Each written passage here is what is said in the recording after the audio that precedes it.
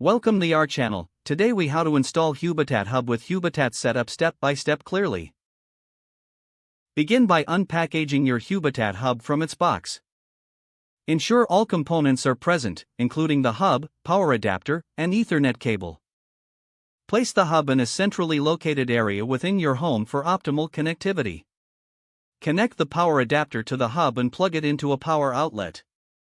Using the Ethernet cable, connect the hub to your router for a stable internet connection. Turn on the hub and wait for the LED light to indicate that it is powered on. Next, download the Hubitat mobile app from the App Store or Google Play Store. Open the app and create an account if you don't have one already. Select Add Hub in the app to begin the setup process. The app will prompt you to connect to the hub via your local network. Follow the on-screen instructions to link your hub to your Wi-Fi network. Once connected, the app will guide you through the hub's initial configuration.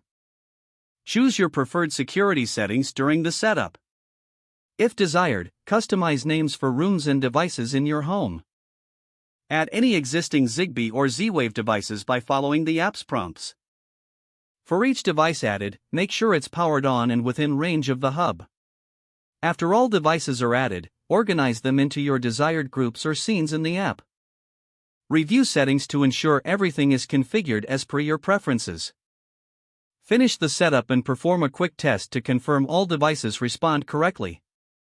Once everything is confirmed working, explore the app to familiarize yourself with its features. Your Hubitat Hub is now fully set up and ready to use. If the page does not load, refresh the browser or try again in a private or incognito window. Make sure you are using the correct email address, then retype it carefully to avoid small typos. If your password is not accepted, use the reset option and create a new strong password you can remember. Check your spam folder for verification or security emails, then complete any requested confirmation steps.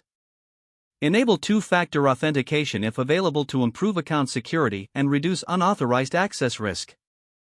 After signing in, review your profile details so your contact information and settings are accurate and current. If you see an error message, note it down and try again after restarting your device and internet connection. Don't forget to like this video and subscribe to our channel for more step-by-step tech guides.